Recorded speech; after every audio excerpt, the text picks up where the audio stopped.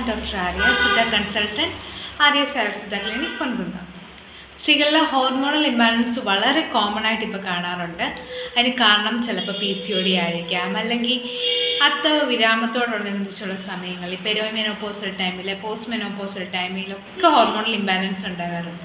ഈ hormonal ഇംബാലൻസിന് easy ആയിട്ട് നമുക്ക് ടാക്കിൾ ചെയ്യാൻ പറ്റുന്ന ഒരു കോംപ്ലിമെൻ്ററി ഡയറ്ററി ഇൻ്റർവെൻഷനാണ് സീഡ് സൈക്കിൾ അല്ലെങ്കിൽ സീഡ് സൈക്കിൾ എന്ന്.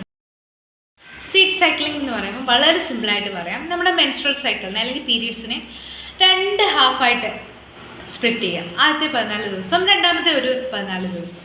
ആദ്യത്തെ 14 ദിവസം പംകിൻ സീഡ്സും ഫ്ലാക്സ് സീഡ്സും നന്നായിട്ട് ഫ്രഷ് ആയിട്ട് എടുത്തിട്ട് നന്നായിട്ട് പൗണ്ട് ചെയ്ത് ആ ഒരു പൗഡർ 1-2 ടേബിൾ സ്പൂണ് നമ്മുടെ ഡയറ്റിൽ എവിടെയെങ്കിലും ഇൻക്ലൂഡ് ചെയ്ത് കഴിക്കാവുന്നതാണ്. രണ്ടാമത്തെ പകുതിയിൽ നമുക്ക് സിസെയിം സീഡ്സും സൺഫ്ലവർ സീഡ്സും എടുക്കാം. ഇത് 1-2 ടേബിൾ സ്പൂണ് ഫ്രഷ് ആയിട്ട് എടുത്ത് പൗഡർ ചെയ്ത് ഡയറ്റിൽ എവിടെയെങ്കിലും ഇൻക്ലൂഡ് ചെയ്യുക, അല്ലെങ്കിൽ ഡയറക്റ്റ് കഴിക്കുകയും ചെയ്യാം. പിന്നെ സീഡ്സൊക്കെ കഴിക്കാൻ ബുദ്ധിമുട്ടുള്ള ആരെങ്കിലുമൊക്കെ ഉണ്ട്, അങ്ങനെയൊക്കെ ഉണ്ട്, അലർജിയോ അങ്ങനെ എന്തെങ്കിലുമൊക്കെ ഉണ്ടെങ്കിൽ അവോയ്ഡ് ചെയ്യാവുന്നതാണ്.